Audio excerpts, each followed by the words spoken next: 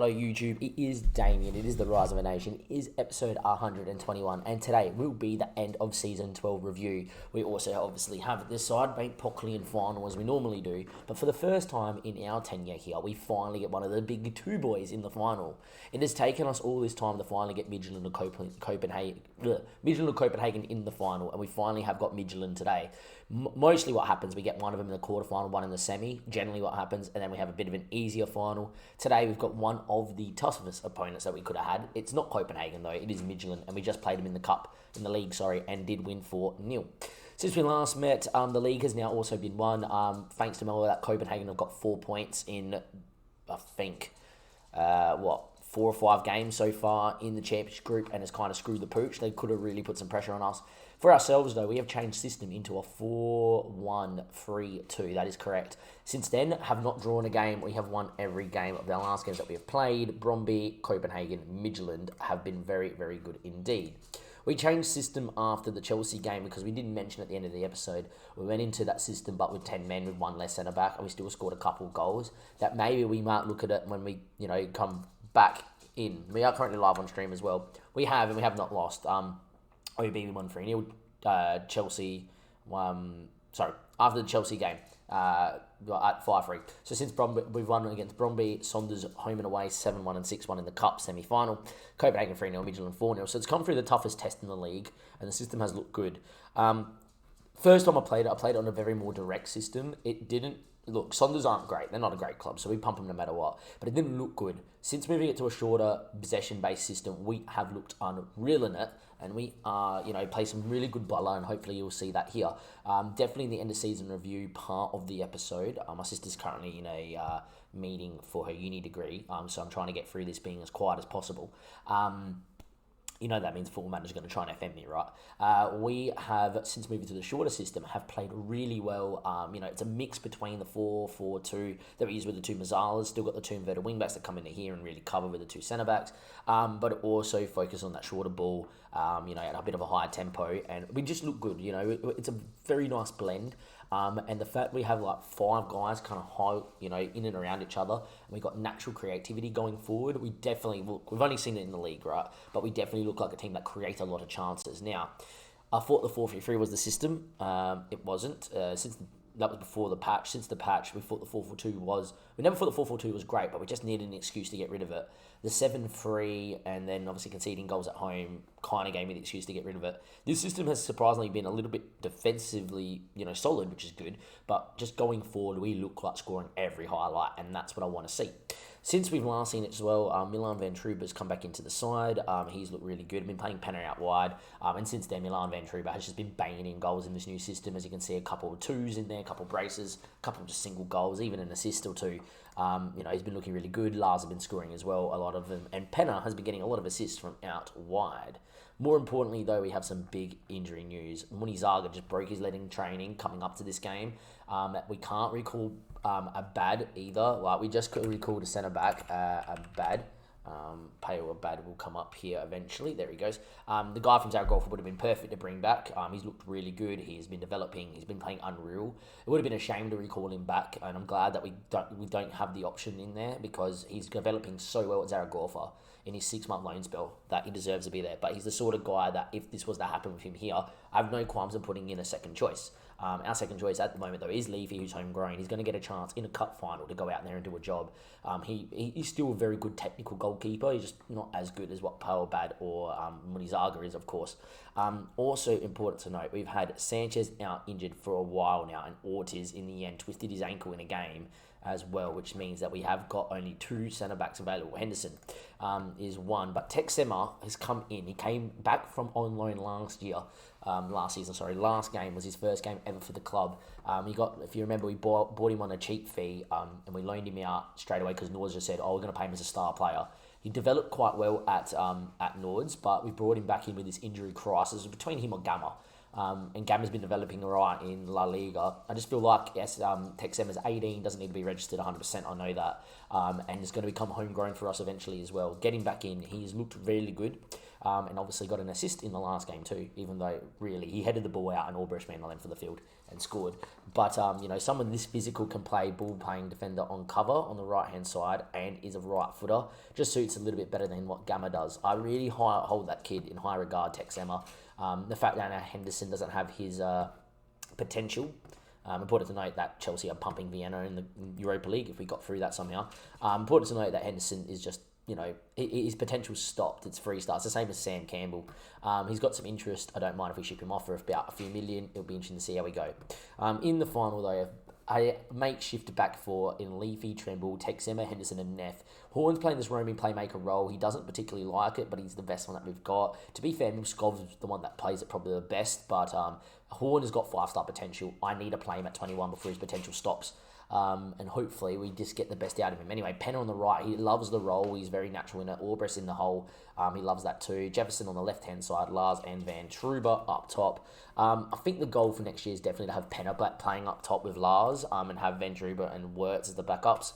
And then we can probably go to right winger. We probably need a better left winger. Jefferson's really good, but be a good backup. Could also say the same thing about Frank. And then it's all about probably finding an absolute star roaming playmaker. Now, the thinking behind roaming playmaker in the system, is that they sit roaming playmaker. If you read it back, I'll read it to you afterwards. My sister's off her Skype meeting. It's not too bad. They do a lot of things. But defensively, they look to win the ball back from deep, and then they can start counterattacks, and this system's so massive on it. In the end, we are lining up against the 4-2-3-1 there of Midtjylland. I think I've forgotten to put in the pressing triggers as well. But here we come out for the sidebreak Pockling final. Can we do another double? Hopefully so. And then the question will be, can we go undefeated in the league? It would be massive if we could as well. In the end, I am going to go and just double check this. I'm also going to let my dog through the middle door as well. I forgot to do it. That's why we do it. Confirm that. Look, the system, I'll show you a bit more once we're there. It's an early set piece for them. We just beat them 4-0 in the league, but we're good on the break. We've won it back now. We've got numbers here. And Jefferson has got the run of Albrecht through the middle. Albrecht, oh wow, a better ball from Jefferson. He's in. Well, Jefferson's ball was pretty poor, and in the end, that's what done it. Anyway, Van Truber has been scoring goals for fun, and somehow has hit the post. Wow. All right. Interesting.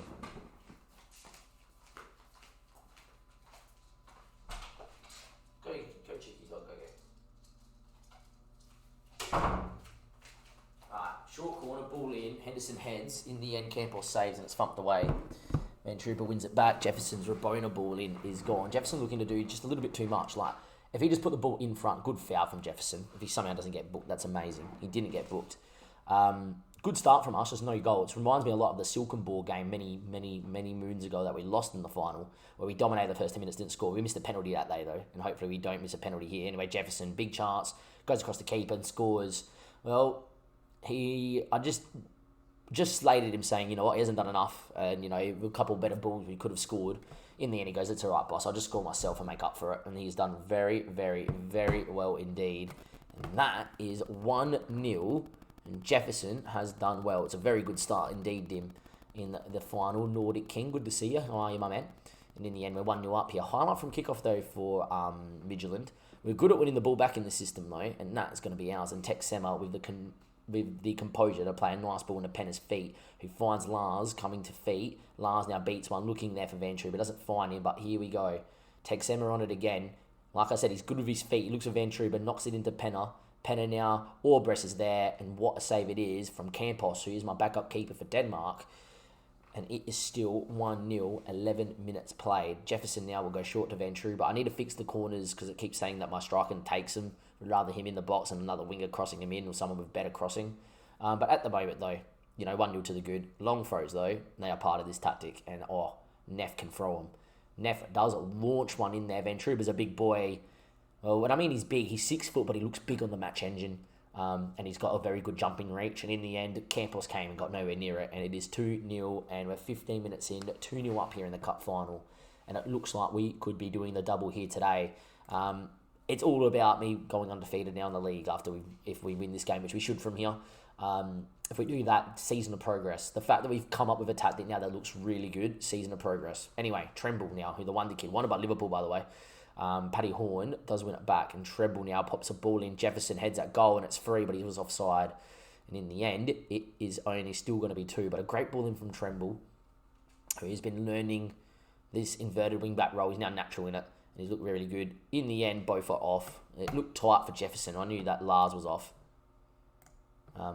Anyway, 28 minutes played. Still looking good here at 2-0, but see the domination. We would get that in the 4-4-2, but we wouldn't score. Here, every highlight looks like we're going to score in this system, which is nice. It looked like that when I moved to this with Chelsea with 10 men. It looked like we could have got out of our hole and somehow won the game 7-3 and go to extra time. It was ridiculous. Anyway, surprising sometimes how you just, don't care about a game and you just go balls to the walls. And next minute, oh wait, that's a system that we could play. And we had that good at that. But we can just get out and play. Anyway, Van Truber, good on the ball. What a ball to Lars. Lars of a chance. Campos, what a save. You've got to clap the keeper. Came out flying at feet, made himself massive. And sometimes the keepers just deserve a bit of credit. And he does there. I can't blame Lars for that one. Anyway, Van Truber's ball in. Henderson heads over. And they've gone to a higher tempo, which is all right. I feel like in the bigger games, we definitely go balanced for a period as well. If we got the 3-0, I could go balanced to the end of half-time here just to make sure it's 3-0 at half-time. But also we're dominating so much that why would you? Anyway, Penner now knows how to whip a ball in. Good ball in. Lars heads over.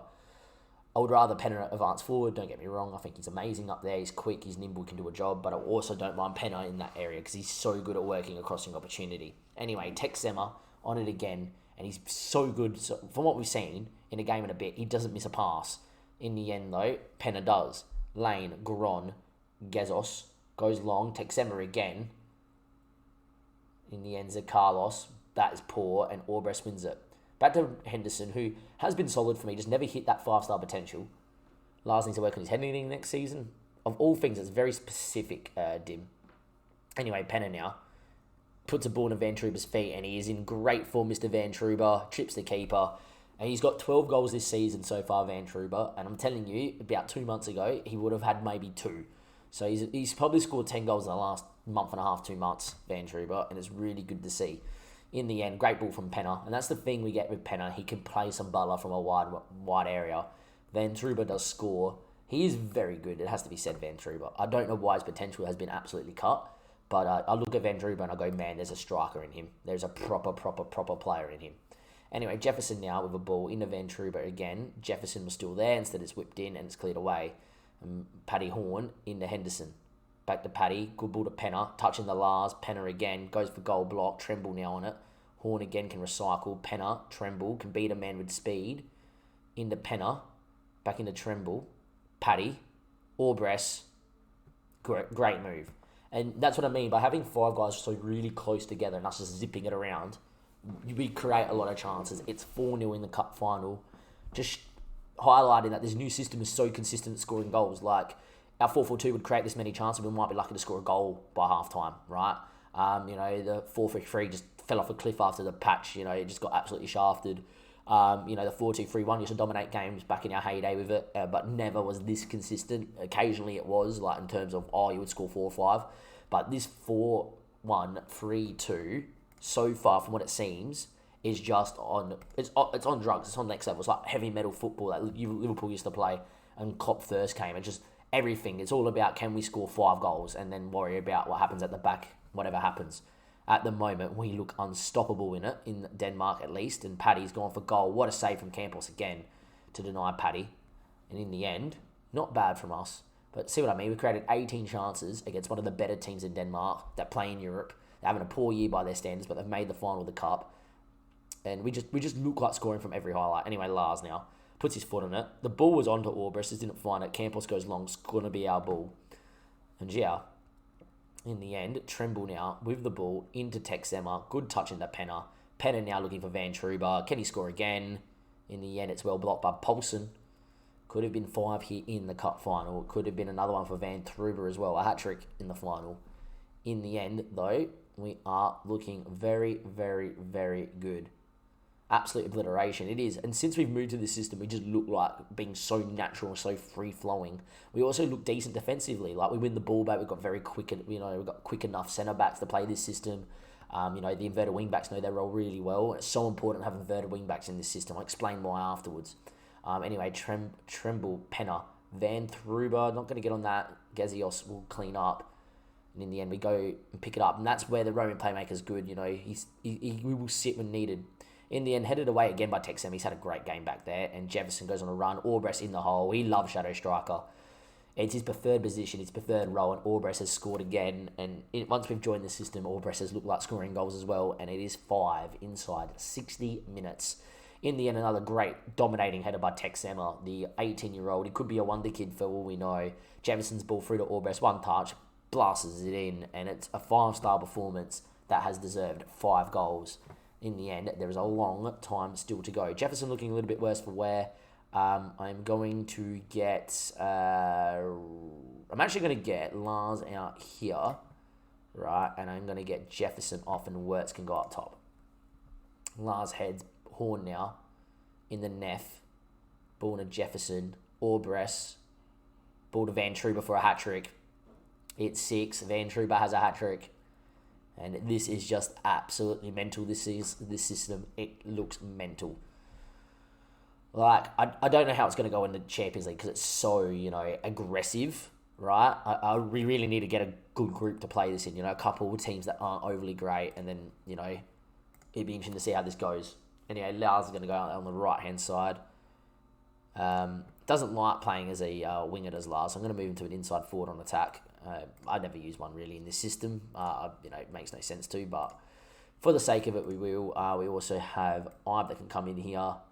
I want Neff to hold the cup, so we can come and get Paddy Horn out, and I'm actually going to get Yeppy in there just so he can be on the pitch for when the cup is lifted as well. Time ticks away here. It's been a great performance. The back four deserve a clean sheet. Tremble is looking a little bit worse for wear. We will get him off here now. Yeppy will come into there, and I am going to get Emil Skov, who's homegrown here as well. And Penner's looking dead. Penner's had a great game, and Fran will come out there too, being a great servant to the club. Has Fran been? His time may be coming to an end. Get him out there to enjoy the last 10 minutes of a cup final. Anyway, ball goes long. Wirtz. That's a mistake. Wirtz is going to score in the cup final. To be fair, we don't get too many goals like that. We never have in any system. And to be fair, I barely see that happen in Denmark. I've seen it happen to us in the Champions League, where people just forget what's going on. I'm guessing just a miscommunication between centre-back and striker. Campbell's kind of stopped, and in the end, Wirtz gets there first and scores in the cup final, which is great. Important for Wirtz to score, because he doesn't score too much. In the end, could be 8-0 here in the final. Yeppy throws. Ventruba now needs to find a ball. Back to Yeppy. He can whip now. Gets in the box. Comes inside. Oh my God. We just saw the goal of the cup for the season, and Yeppy has scored it with 2 minutes left in the whole competition. Yeppy has just scored the goal of the competition. Has taken it inside and has just thunder blasted it into the top bins for 8-0. What a hit from Yeppy Hansen. He loves a goal. And in the end, it is 8-0 in the cup final. We do the double yet again, but more importantly, 8-0 against Midtjylland in the final. Wowzers. What a hit from Yeppy. Neff's going to lift the cup, and then we'll give it over to Yeppy as well. I'd love to see Neff and Yeppy lift it together. That would be beautiful. In the end, Football Manager doesn't program in that. Munizaga will come and walk out in his tracksuit and all that sort of stuff as well. But in the end, well done. Credit to Leaf. He did step up, didn't he, Dim? In for that game there. It's an 8-0 win here. We have looked the goods. And in the end, I can't complain with that. I think that's absolutely amazing. Another double for us to tick off. It's another good season domestically, another season of domination, but more importantly, just this system is looking mental. A Van Truber hat-trick in the end has sealed the deal. Orbres scored 2 and Yeppy with a wonder goal. Jefferson scoring as well. Penner having a great game on the right-hand side. This Milan Van Truber guy just needs to get some credit from Football Manager because he is banging them in at the moment, and he really needs some credit for his form. In the end, we do the double, which is great. Another win here, and Van Truber, sensational. There we go. He's got some credit finally. Apparently, he's now one of my better players. I would say he is. He deserves to be like this as well. He does look very good up top, and you have to say he is, right? He is very, very good. This guy's 20. He should have more potential than this. He was a wonder kid at one stage. We loaned him out, and since he's loaned from Mould, apparently his potential's dropped. But yeah. Anyhow, YouTube, that's not the end of this episode. That's not the end of this episode. Sorry, Dim writing a comment. We'll talk about that one in a second, Dim. we will be back at the end of the season. We'll see if we got undefeated. I'll recap the games from here on end as well at the end of the season, see if we have gone undefeated or not. The goal is to go and win every game from here. We still got Bromby to play. OB should be a tick-off. Nords will be dangerous. Midtjylland we should bump again. Copenhagen away is probably the last chance on the final day for us not to do it. I hope we can. And yeah, look, it'll be interesting to see what happens. Hopefully we can do it. And I'll see you guys for the proper end of season review. We'll go through everything. We'll go through the tactic, have a bit more of a chat about it, maybe what we need to improve on the tactic. And yeah, I'll see you then. Thank you and goodbye. Welcome back, YouTube. It is the end of season review. It is episode 121. It is the second part. And your big question is, did we go undefeated for the season? Now, I am going to build up the suspense by just doing the end of season review and then showing you come late doors. We obviously have done the double. You guys already knew that. We're going to get through this pretty quick as well. I've got coaching to get to. Just for full clarity, I filmed episode 121 on Friday night on stream. It is now Sunday, Saturday, cricket all day. Went massive. I have now a problem with my phone somehow. Had a nap after last night. Now my phone is bugging out. So it's been full board here. So we're going to go get through this 7-Borg end of season review. Going to quickly mention the system and everything, and then we'll be all right. Signing of the season, according to the game, was Paddy Horn. I would agree to an extent that he's been really good. I think the best signing of the season is definitely going to be Port Abad. Now, when we signed this guy as a 17-year-old, he did not look this good. And I said, look, I understand the potential. I understand for 600k, not bad. He has just gone next level. For a guy that's only 6 foot as a keeper, he's got 14 jumping reach or 15 aerial reach, which is massive for a keeper. That's huge of his age. But more importantly, is his kicking and his one-on-ones have just gone to that next level. At 18 years of age, this guy could be scary good. I know we have Munizaga. I know we have him tied down to an 18 mil release fee contract, but this guy could have the potential to be better than Munizaga, and it wouldn't surprise me that he gets the call up. So for me, he's my signing of the season. The fact that we got him for his release fee was like 650k, and he's going to be that bloody good. Expect to see me play him in a lot of league games next season. Munizaga is going to play the big games. Munizaga is going to play, obviously, the games in Europe. If we get easy games in Europe, Pau Abad is going to play. But he ain't going out on loan. He's going to sit here. He's going to play some games of football. You know, might play every 1 and every 4. But we have to develop the kid because he could be that special. So happy we signed him, and there we are. Other signings, obviously, Alex Tremble, Wonder Kid, just made so much sense to sign him. He's done so good. He is another one that could have been signing of the year. The fact that Liverpool now want him still, do they still? No, now it's United and Chelsea. Liverpool did want him. You know, the kid could get big bigs from England. I'm not selling unless it's absolutely massive. He's an inverted wing back, which is what's part of the system, and I'll explain why in a second. But yeah, obviously Tremble looks really good. Tech Zema, look, this guy had a very cheap release fee, 575k. Spaniard went out on loan to Nords, did well, had the injury crisis, obviously. And he came back in and did not average below a 7 in the 7 games he played, which is absolutely unreal from an 18-year-old coming in. Another one of these guys that's going to play a lot of minutes next year as well to develop him. He's physically not bad, very, very quick. I reckon if we just get this guy growing to that next level, he could be a very good centre-back for us for a very long time. Physically could be an absolute monster at centre-back as well, which is massive for us. I just wish he was a bit more taller than 6 foot. But apart from that, you know, he plays our football. He's a ball-playing defender, and I love it. Milan Van Truba had a pretty good second half of the year. You know, you got to remember, he didn't score a goal for me before he went on loan to Mould. He came back and couldn't score, and I was like, wow. We changed this 4-1-3-2 system, and Van Truba scored 14 goals, basically, in that whole system, 5 assists. He's looked really good. The game keeps saying that he had 2-star with 4-star potential, which I can't believe, considering I loaned him to Mould. He was a wonder kid. Now that he's in form, he's now apparently one of the best strikers in the league. You look at the kid at 17. He's 17, remember. He's got 17 finishing, 15 composure, decently physical. I don't understand how this kid does not grow more. I think he's going to be really good, and I see this as a long-term option, Milan Van Truba as well. Eminem's probably the most disappointing signing of the summer. You know, the guy was a wonder kid, came in, never grew. He has a bid at the moment. I would like to get about 6-7 mil for him. At the moment, we're getting offers of about 4. I would like like to see 6, 7, 8 mil come in, and then we just go, yeah, not a problem, thank you very much. I'll buy another centre mid that kind of fits the system a bit more. You can go out, no drama. And Lucas, we signed on a free. The kid has got a little bit of potential. You never know. If he hits that potential, he could actually be a really decent player to have around the club. I'm going to keep him here till he's about 20, see if he's developed by playing in the Bs. Someone that could turn into a not bad prospect, and if he does that, could be good for Denmark. On the outs, obviously, this year we had a few. Fabio Vieira was massive. Diatta, we obviously left. Luca de Visa never grew. Obviously, it was sad to see Marquez go, but we got good money, made profit on him, so why not? Morton as well, made great profit on Morton. And I don't think he had the best of years. Scored 11 goals at a 6.8 there in Anderlecht. Apart from that, thank God, it was sad to see him go, but we got good money for thank God as well. Sam Campbell, same thing, you know, all these guys we bought so cheap and selling on for millions, not bad. And the George we got 16 mil for, and there's still potential to get more clause out of that, and he had an absolutely horror time in the Prem, which kind of vindicates the sale. In saying that, they've now gone back to inverted wing backs. It would have probably been nice to keep the George, but unfortunately for us, just, you know, at 26, I don't think I'd ever bring him back in.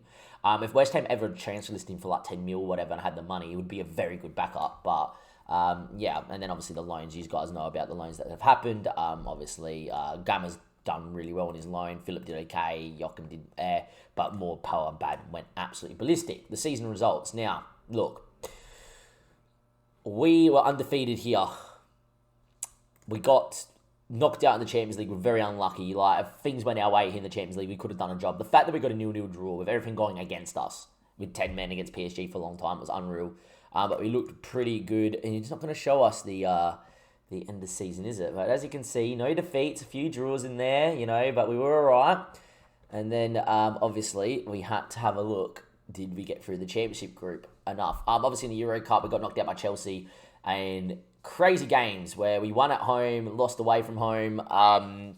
You know, it was a good run. We played all right. The final game made me really want to switch from that 4-4-2, and Chelsea just topped it off. You know, at one stage, we're leading against Chelsea twice away from home, and they scored 4 goals in the last 10 minutes of the game. Couldn't really believe it. And then at home against Chelsea, you know, we switched into that 4-3-1-2, but we had one centre back off. We scored 2 late goals, and imagine we went to that system with 15 to play, and we had 11 men on the field. We probably could have scored 4 or 5 and got through the tie or forced extra time. It was incredible, and since then we've really played it. Obviously, we won the cup. You guys saw that where we went ballistic against Midtjylland.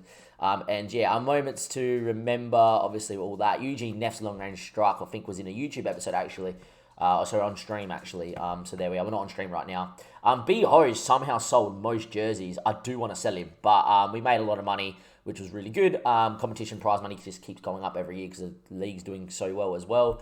And how he lined up was in the 4-4-2 Mazzala role that we used for a while. It is now changed, but there we are. Lars and Penna together definitely is how I would prefer it. Penna obviously played out wide late to us. I would rather have Penna and Lars together. But we'll wait and we'll see how we go. Now, in terms of that, Fans Player of the Year was Albrecht. Finally had one of his years where it was unreal. Sanchez won Young Player of the Year. Eugene Neff won Goal of the Year. Top Goal Scorers. It came to competition awards. Lars won Golden Wonder Boy, the Wonder Kid, and won Danish Media Player of the Year. Lars won all the awards apart from Penna, who won the Autumn Player of the Year.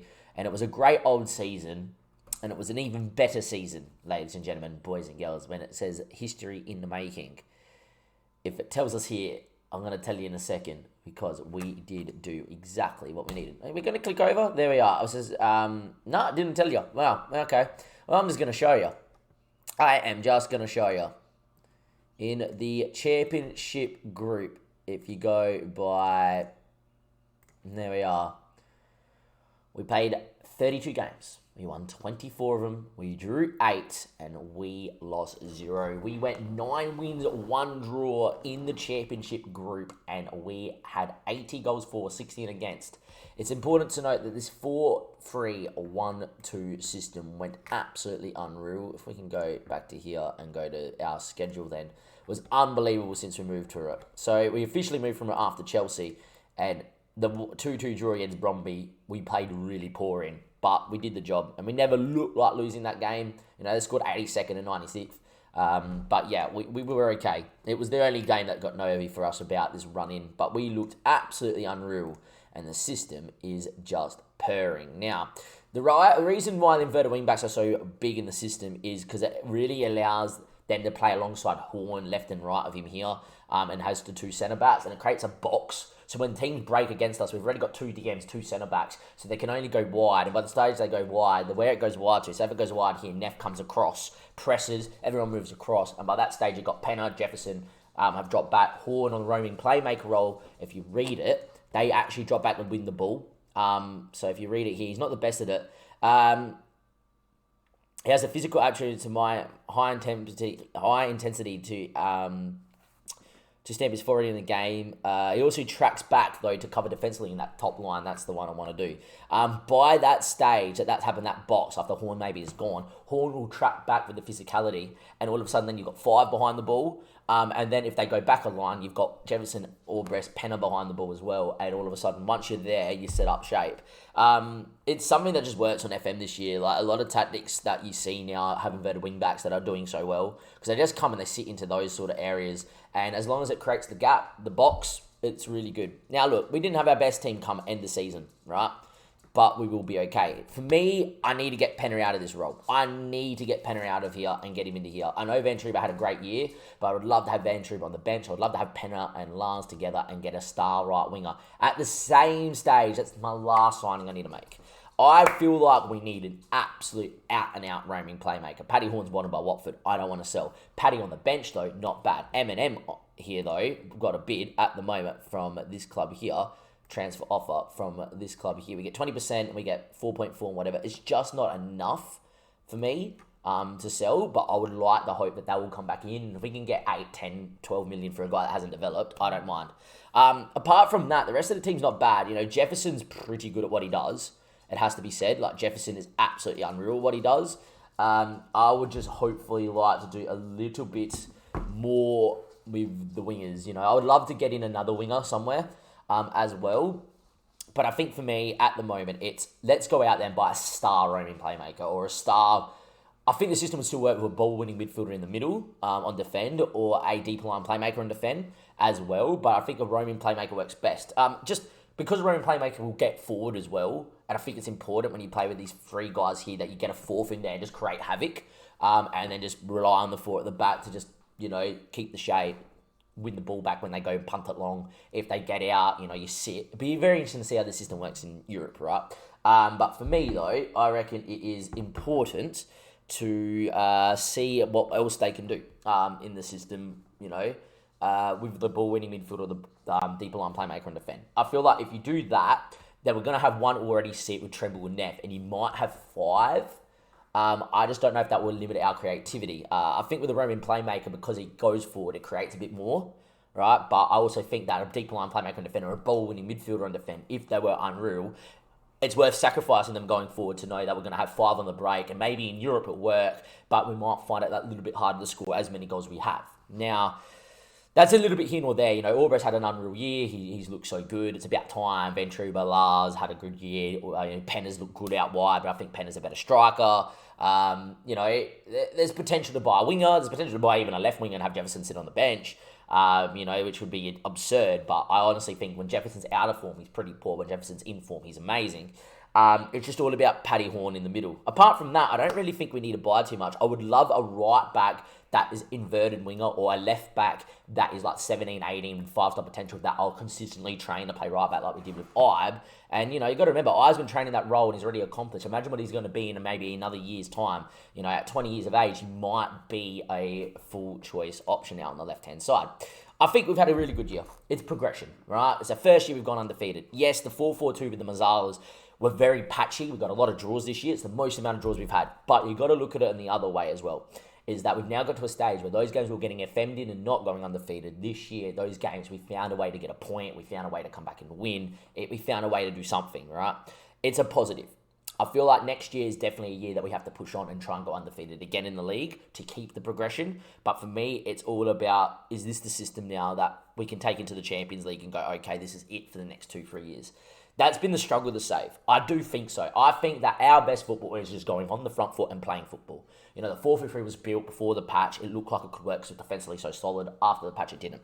The 4-4-2 with the Mazzalas had the right understanding and right ideas. It just limited us going forward. And in the big games, it hurt us on the break. I don't know what we can do, but it is what we can do, and I hopefully that this system will provide the goods going forward. That's the end of this episode. I'll see you next few episodes. Will be the Euros, ladies and gentlemen, boys and girls. You will see the group stage next episode with then all the knockout drama, hopefully, if we get through in the episode to come. And if we do make the final, it will be a standalone episode itself. From Dame and everybody else here. I'll see you next time. Thank you and goodbye.